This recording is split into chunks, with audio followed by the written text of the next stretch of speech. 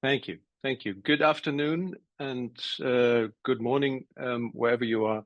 Thank you very much for allowing me to speak to this audience. My title is What Can Art Do for the Future?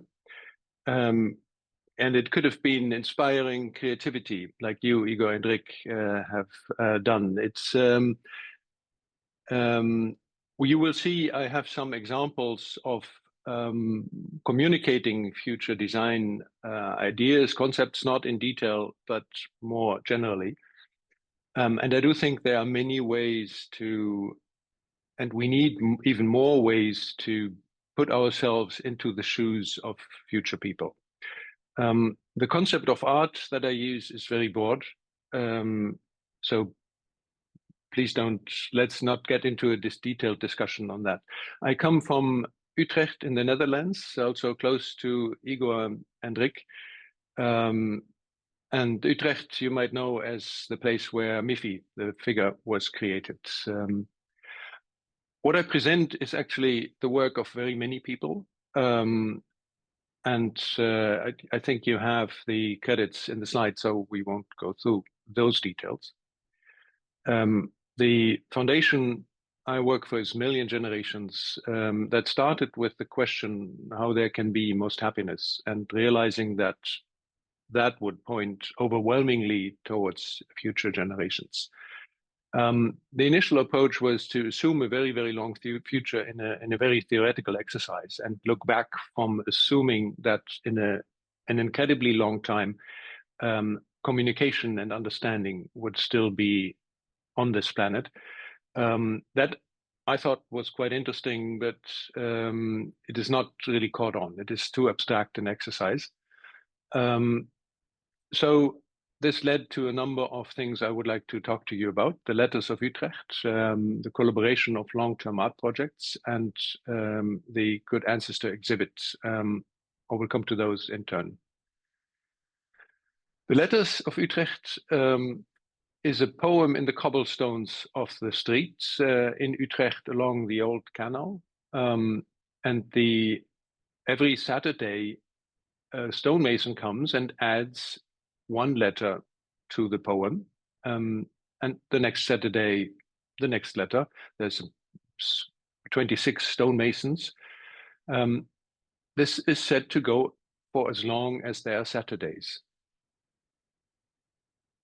You see the future route is determined. There's year markers for the future in there, and you see the that the line until 2300 is set to make letters into the map of the city itself. And on the lower right of the U, you see the Central Museum and the Dick Brunner House, which is the Miffy Museum, by the way.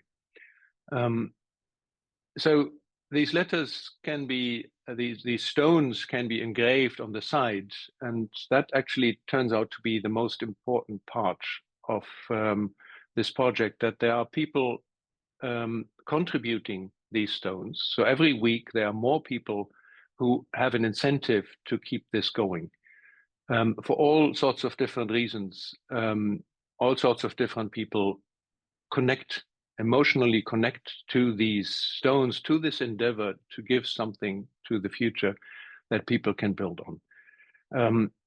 There's 10 poets who have contributed to this poem so far.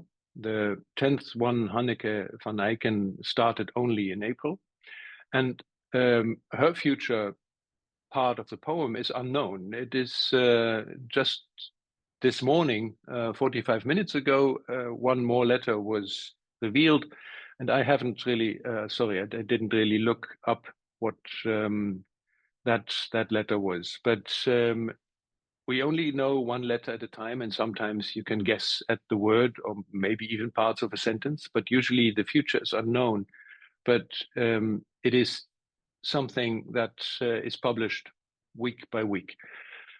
There's beautiful parts in this poem. One that stands out for me is translates to "Only you remain in the long run," which I translate from that any I or we will pass, but we can work so that there is a you in the future who can remain and do the same thing, pass it on. Now, art has been used by humans for, well, maybe even 500,000 years, but certainly for tens of thousands of years. I personally really like the images of hands in a cave in Argentina that speak so modern a language. I feel like the hand is a symbol of our common humanity. And in this case, humanity's endurance across time, because these prints are between 9 and 13,000 years old. So art can give an idea of something very old, and it can connect, and it is in some way always about a legacy, about remembrance, about being remembered. And being remembered on the turn has this idea you have to have someone who will remember.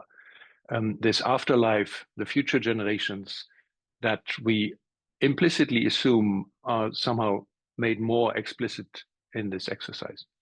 So with the Letters of Utrecht, and we thought, can we find more art pieces that convey a very similar story? And yes, there are many. We started after the 10th anniversary of the Letters, a group, a loose association of long-term art projects that consist of wonderful projects like Long Player, a 1,000-year musical composition that has a physical base in London, but can be heard on the internet. If you could go longplayer.org, there's a song that's playing for 1,000 years, and it is never repeating. And obviously, I can only hear very short parts of it. And in April, I was honored to be able to attend a live performance of the piece. There's what they term here the world's slowest concert. There's a piece of John Cage called As Slow as Possible that he wrote first for piano and then adapted for organ. And the organ version is actually being performed in East Germany, Halberstadt, for 639 years. And that has been going on since 2001. And it is a marvelous experience. And there's in Oslo, there's a piece of forest growing to make paper in 100 years. And every year, the crowds gather to see a manuscript being handed over by a famous author to the artist and then the mayor for safekeeping, because that manuscript, that book, may not be read until 2114 when it's printed on those trees.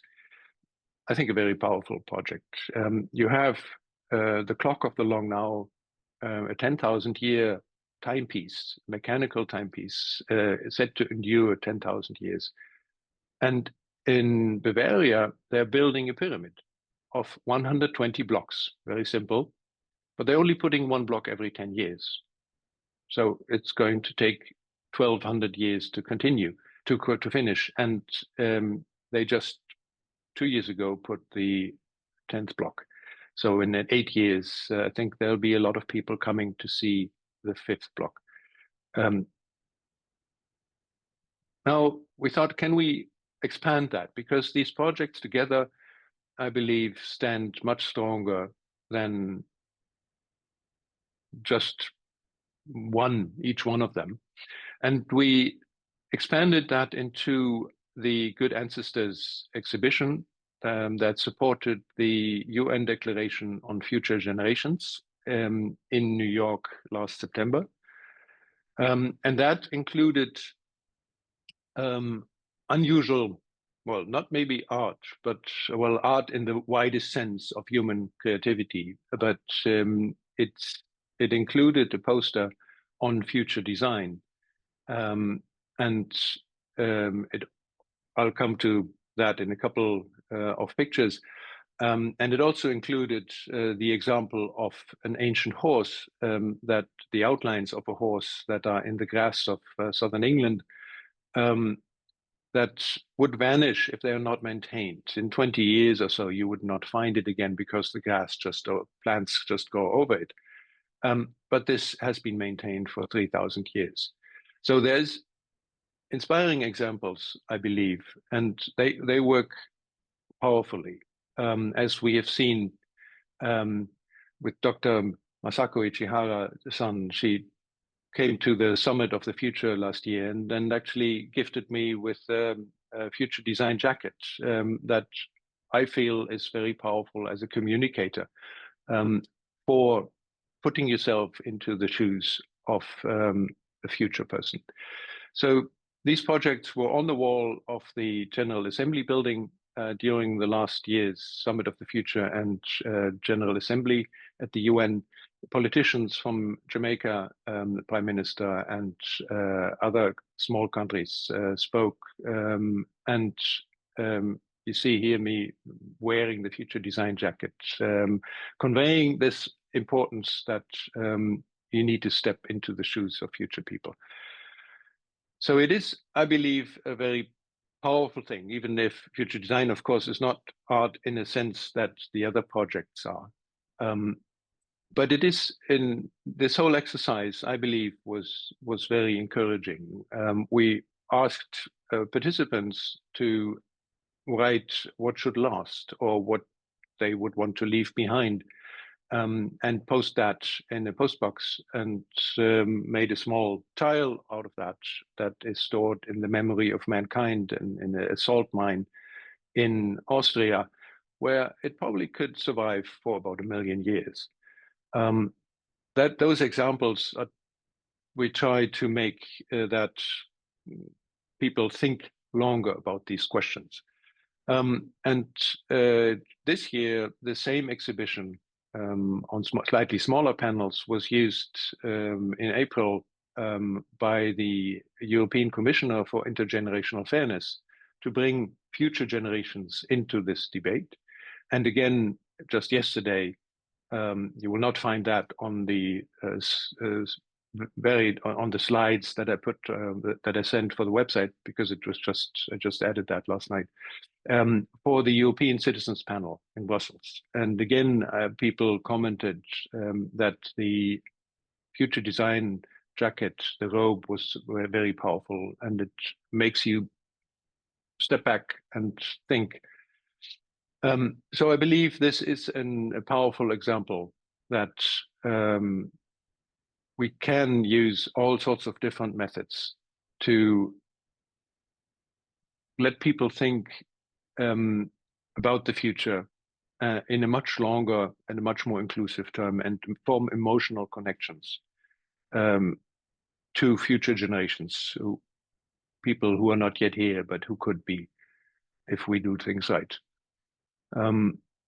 So that is coming to the end here. The European Commission is gathering more examples to expand this, and I believe we need more examples, not only for the European Commission, but for all humans in general. We need more tools, we need more examples that enable people to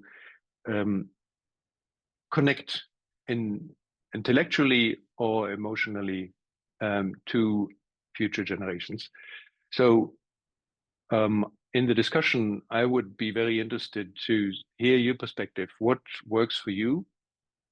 And I believe there must be many more examples, like Shinto shrines being rebuilt every 20 years for hundreds of years, or more than 1,000 years. There must be many more examples that work here. Any ideas you have even after this call, please send me an email, reach out, and let's try to build this or use these examples where you can, where you think they are useful, and together we work for future generations.